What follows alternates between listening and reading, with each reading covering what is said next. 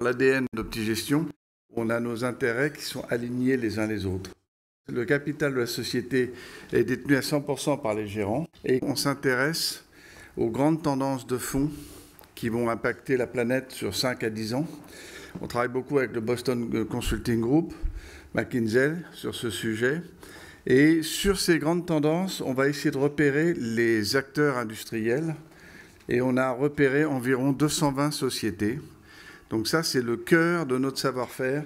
C'est l'analyse en profondeur de 220 sociétés qui agissent sur ces grandes tendances. Ça nous amène à des schémas de croissance. Là, vous avez une petite photo rapide de l'équipe, juste pour signaler qu'il y a un rajeunissement en cours. Pierre-Alexandre nous a rejoint, Guillaume, Hugo, Nicolas.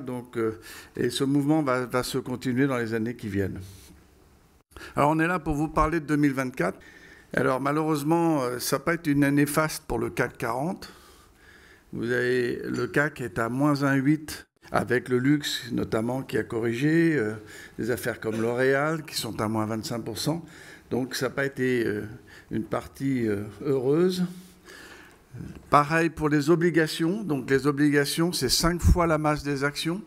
Donc ça, c'est une très très grosse masse d'actifs. Les taux, en fait, sont remontés récemment, du fait notamment que l'économie américaine se tient très bien. Et donc n'a pas besoin pour l'instant, au dire de la Fed, de baisser les taux aussi rapidement. Alors vous avez le monétaire, ça c'est une très bonne nouvelle, prenant aucun risque, aucune perte en capital, et vous avez gagné 3,80. Donc ça c'est très bien, ça a été en rupture par rapport aux années antérieures. Donc on tient à souligner que le monétaire a fait 3,8%. Alors, vous voyez le contraste du CAC avec le MSCI World. Le MSCI World est à plus 27% en euros, dividendes compris. Donc, c'est un très bon indice. Et Optigest Monde a fait 32%. Donc, on a réussi à battre cet indice mondial de 5% environ. Donc, merci à l'équipe de la gestion. Alors, un petit point rapide sur l'or. En fait, l'or a très bien performé cette année, autour de 35%. Vous avez quand même deux explications très profondes sur la bonne tenue de l'or. Et c'est intéressant parce que c'est un actif qui ne tient pas compte du tout des obligations et des actions. C'est un actif qui est décorrélé. Le premier indice, c'est la dette. La dette, on parle beaucoup de la dette française à 3,2 trilliards. Mais en fait, il faudrait qu'on parle de la dette mondiale qui est à 335 trilliards. 335 000 milliards. Donc, la dette oblige les banques centrales de tous les pays à émettre de la monnaie. Donc, cette monnaie perd de sa valeur. Et donc, par rapport à ça, les investisseurs que nous sommes cherchons des actifs réels. L'or fait partie des actifs réels. Et l'or n'est pas en quantité astronomique, puisque depuis le début de l'humanité, on a extrait de la planète 4 piscines olympiques. Voilà, ça c'est tout l'or du monde. Pour les bijoux, pour les banques centrales, et il reste à peu près une piscine dans le sol. Donc vous aurez 5 piscines, et c'est tout ce que vous aurez. Alors le deuxième phénomène qui est plus récent, c'est février 2022. Février 2022, l'attaque de la Russie sur l'Ukraine. Les Américains, on en a parlé tout à l'heure, listent 14 000 sanctions avec les Européens contre la Russie. Au chapitre des sanctions, il y en a une, c'est on ne fait plus la liquidité des bons du Trésor américain. Donc la Banque centrale russe se retrouve avec son papier américain qui n'est pas liquide. Les Chinois qui sont en dehors de la salle se disent « mais nous, on a énormément de bons du Trésor américain. On ne peut pas prendre ce risque-là vis-à-vis des Américains. » Et donc, ils ont réalloué une partie des actifs vers l'or. Et ils ont acheté 300 tonnes d'or chaque année, 2022, 2023, 2024. Ils vont faire pareil en 2025. Et en plus, en 2025, vous allez avoir les pays anti-américains. Vous avez le Brésil, vous avez l'Inde, etc., qui vont continuer et acheter de l'or également. Donc on est, vous l'aurez compris, acheteurs de l'or dans la durée. Et nos clients ont entre 5 et 20% d'or selon les situations. Donc, pour résumer, en 2024, il fallait être dans les actions internationales, plutôt aux États-Unis, et il fallait avoir un peu de monétaire. Il fallait éviter l'obligataire et surtout le CAC 40. Alors, on va vous parler avec Nicolas d'innovation. L'innovation, en tant que telle n'a pas d'intérêt. Elle a un intérêt parce qu'elle sert la productivité, le coût du travail, l'organisation du travail. Et ça crée de la valeur.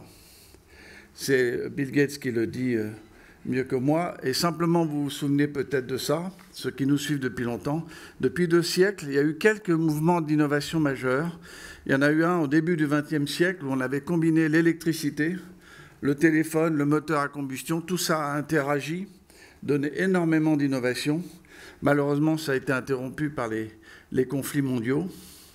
Vous avez eu ensuite 70 à 90, pendant 20 ans, les ordinateurs, l'Internet, un peu le début des biotech.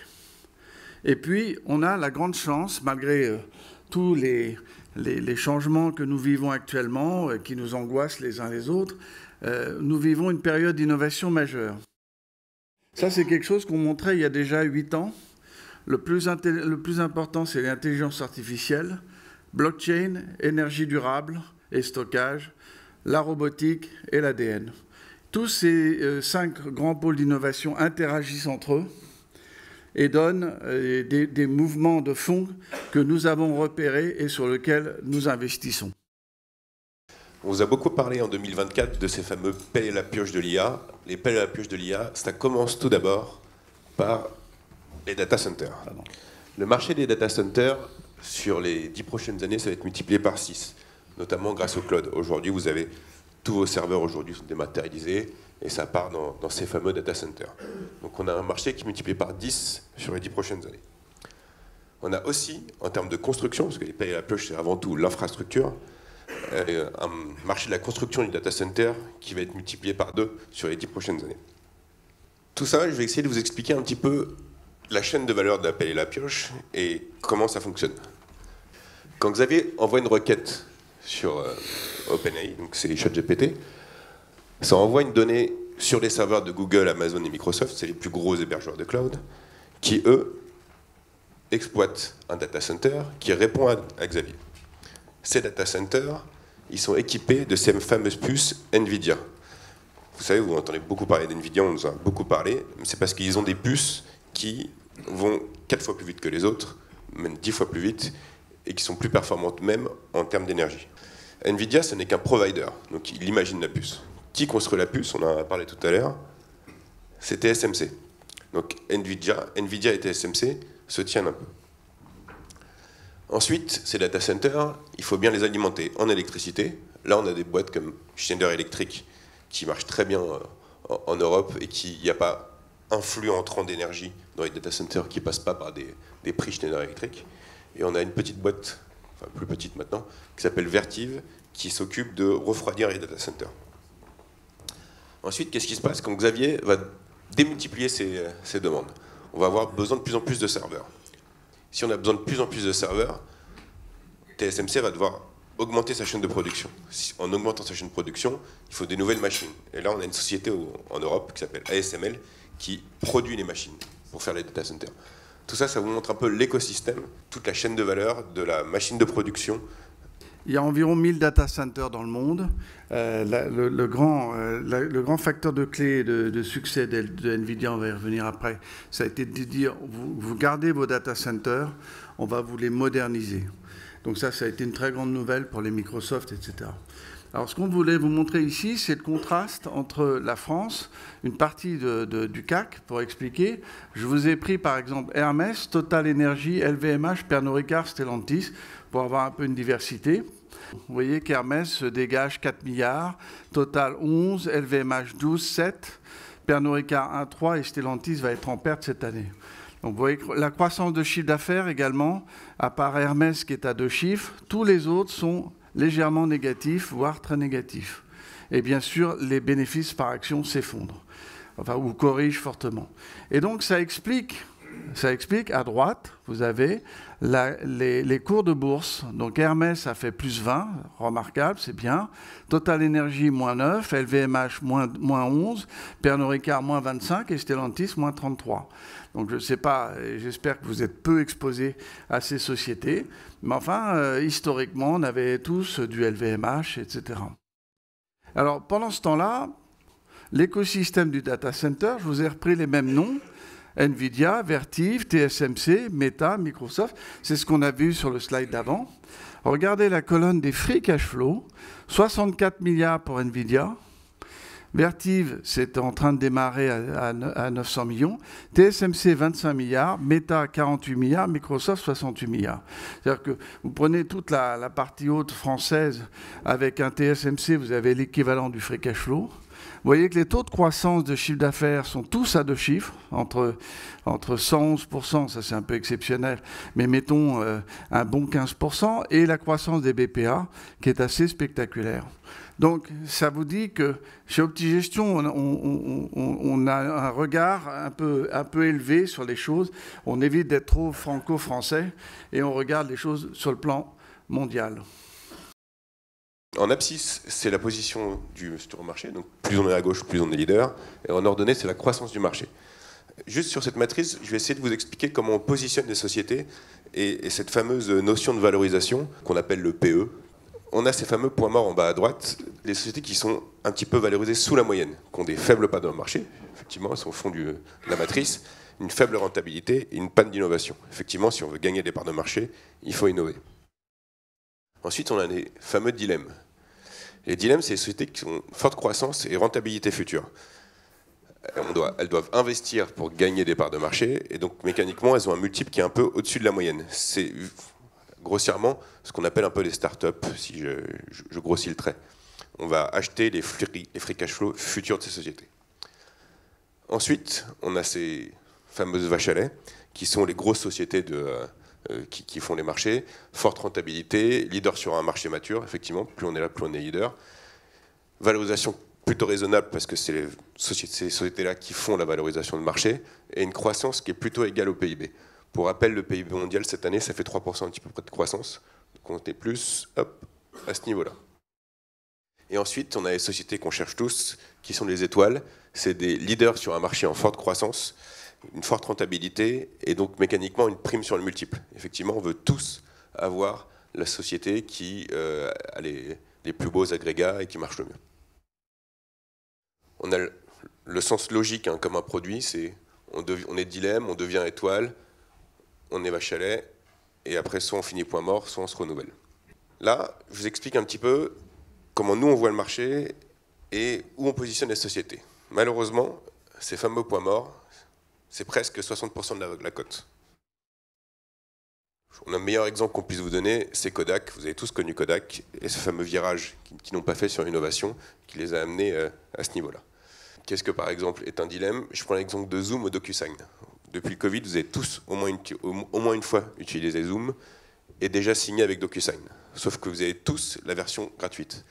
Et ben, leur grand défi pour eux, c'est de vous passer de la version gratuite à la version payante. Pour arriver à ce défi-là, il faut investir, il faut aller chercher du marketing, il faut réussir à convertir les clients. Et tout ça, ça coûte cher. Notre terrain de jeu, aujourd'hui, c'est les vaches à lait, les étoiles et un petit peu les dilemmes. Pourquoi un petit peu les dilemmes? Parce qu'aujourd'hui, avec un taux d'intérêt autour de 5% aux États-Unis, la prise de risque d'aller financer des sociétés avec des free cash flow futurs, on la trouve un petit peu élevée, donc on préfère aller chercher des étoiles et des vaches à lait principalement. On vous a parlé d'NVIDIA. NVIDIA, c'est aujourd'hui une étoile, et ça le reste pour l'instant sur les prochaines années. On a des fortes croissances qui arrivent, ils sont ultra leaders sur leur marché, et en étant ultra leaders, ils arrivent à avoir un bénéfice sur leur marge qui est très, très intéressant. Ça se représente comment dans le fonds OptiGestMonde? Je vous ai mis les 10 premières positions de OptiGestMonde à hier. Donc Meta, que vous connaissez, qui est Facebook, NVIDIA, on vient d'en parler, Microsoft, Amazon, Google, le fameux TSMC, Taiwan Semiconductor, Berkshire Hathaway, Broadcom, qui est presque un concurrent d'NVIDIA, pas encore, mais ça va le devenir sur la fabrication de puces, Costco et Salesforce. Vous voyez que toutes ces sociétés qui sont sur des marchés, vous les avez vues en étoile, en forte croissance, ont fait des performances sur un an qui sont assez remarquables.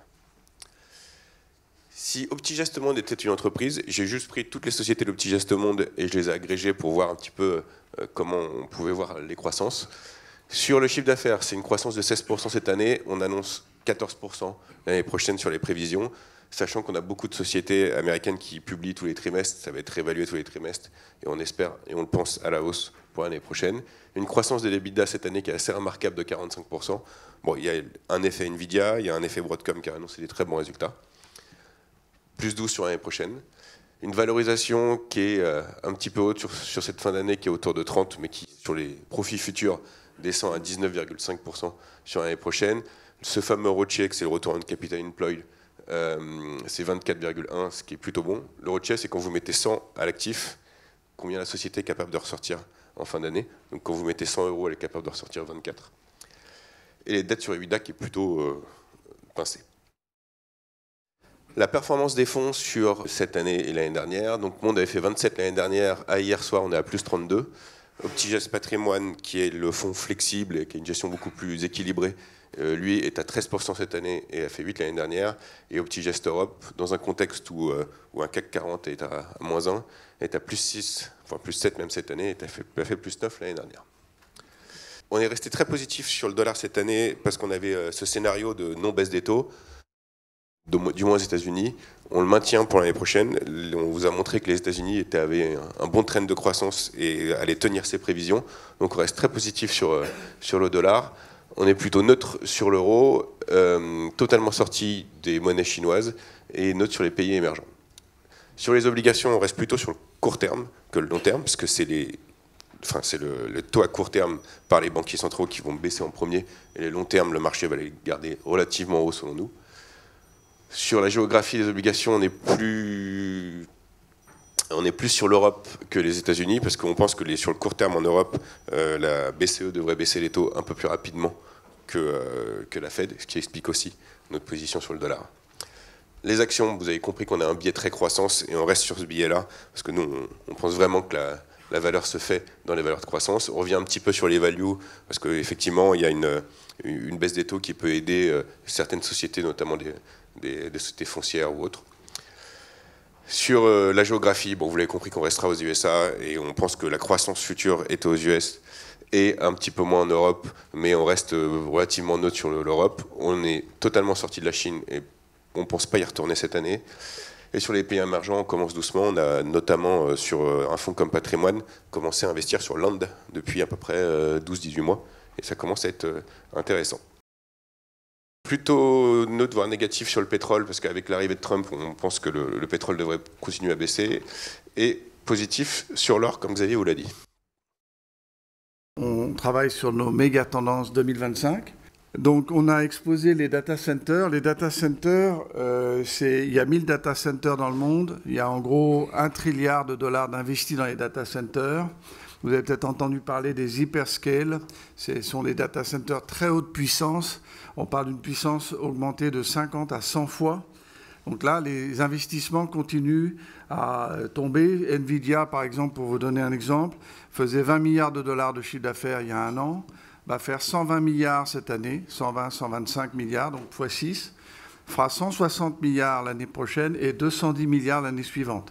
Donc c'est une des très grosses positions du fonds et on va la conserver avec TSMC. Donc tout l'écosystème du data center qu'on vous a présenté, c'est une des grandes tendances que nous allons conserver. Donc l'infrastructure de l'intelligence artificielle. On n'est pas encore dans les applications. On va également investir sur ce qui est périphérique des data centers au niveau alimentation. Alors, un des gros enjeux, un des très gros enjeux 2025, c'est la puissance électrique. Les États-Unis, aujourd'hui, doivent rajouter l'équivalent du Japon, 135 millions d'habitants, dans les 5 ans qui viennent, pour faire face à la montée en puissance des data centers. Donc il va falloir faire recourir au nucléaire, le gaz, le pétrole. Alors, ils ont beaucoup d'énergie dans le sol, mais enfin c'est des investissements tout à fait considérables que nous allons suivre avec l'équipe. Donc toute l'alimentation, le refroidissement, on en a parlé. Un data center, c'est très très chaud. et il faut le refroidir en permanence avec des solutions innovantes. Schneider Electric va énormément travailler, Eaton, Cameco. Cameco, c'est un exploitant d'uranium canadien. On va commencer à investir plus sérieusement sur les applications, mais c'est encore un peu tôt. Donc ça, c'est ce qui va nous emmener pour les 5 prochaines années. Je ne détaille pas, mais il y a énormément d'applications qui vont rebondir sur l'intelligence artificielle. Ensuite, on va aussi commencer à investir sur la santé connectée. Là, c'est un des très grands domaines qui va arriver, c'est qu'on va passer d'une santé collective et curative à une santé préventive, personnalisée, sans effet secondaire. Donc c'est un énorme changement dans les 5 ans qui viennent. Et il y a des sociétés assez intéressantes qui ont des très gros développements sur ce sujet. Voilà, donc...